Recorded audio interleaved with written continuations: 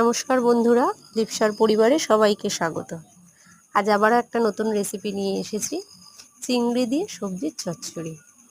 আমরা সবজি সাধারণত বাড়ির বাচ্চারা সবজি খেতে খুব একটা পছন্দ করে না, সবজি দেখলেই নাক সিটকায়। কিন্তু এইভাবে একবার চচ্চড়ি করে দিলে তারাও চেটেপুটে খেয়ে নেবে। সবজির চচ্চড়ি করতে এখানে আমি নিয়েছি গাজর, চিচিঙ্গে, বরবটি, ঝিঙে, কুমড়ো আর আলু। প্রথমে সবজিগুলো ভালোভাবে ধুয়ে কেটে নিয়েছি। আর নিয়ে নিয়েছি কিছুটা চিংড়িটা ভালোভাবে বেছে ছাড়িয়ে কেটে নিয়ে তাতে নুন হলুদ মাখিয়ে কড়াই দিয়ে দিয়েছি সর্ষের তেল দিয়ে হালকা করে চিংড়িটা ভেজে নেব। চিংড়ি তো একটু লালচে করে ভাজলেই চিংড়ি ভাজা কিন্তু কমপ্লিট। চিংড়ি খুব বেশি ভাজতে হয় না, কারণ খুব বেশি চিংড়ি ভাজলে চিংড়ি শক্ত হয়ে যায়। চিংড়ি ভেজে তুলে নিয়ে তাতে দিয়ে দিয়েছি একটু সর্ষের তেল।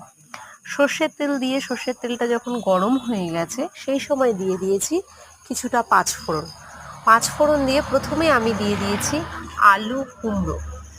আলু কুমড়ো বরবটি, কারণ চিচিঙ্গে আর ঝিঙেটা আমি শেষে দেব।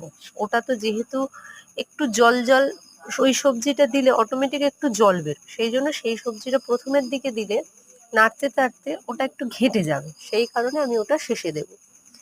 আলু কুমড়ো এক এক করে সব সবজিগুলো দিয়ে ভালোভাবে নেড়ে চেড়ে একটু ভাজাভাজি হলে তারপরে দিয়ে দিয়েছি চিচিঙ্গে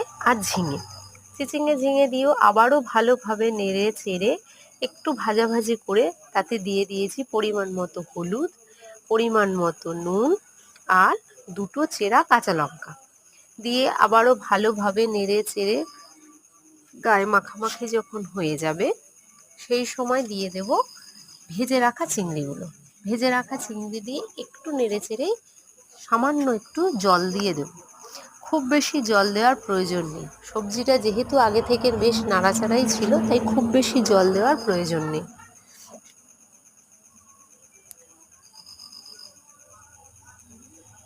জল দিয়ে ভালোভাবে চাপা দিয়ে দিলাম, ঢাকনা খুলে দেখে নিলাম সবজি প্রায় আমার সবজি সেদ্ধ হয়ে গেছে, জলটাও মাখা মাখা হয়ে গেছে। সেই সময় দিয়ে দেবো একটুখানি চিনি। কুমড়ো আছে, কিন্তু সবজির মধ্যে একটু মিষ্টি না দিলে টেস্টটা অতটা খোলে না, সেই জন্য একটু চিনি দিয়ে দেবো। দিয়ে আবারও নেড়ে চেড়ে যখন প্রায় মাখা মাখা মতো এবার নামানোর মতো হয়ে যাবে সেই সময় দিয়ে দিয়েছি জিরের গুঁড়ো। ব্যাস, চিংড়ি সবজি রেডি।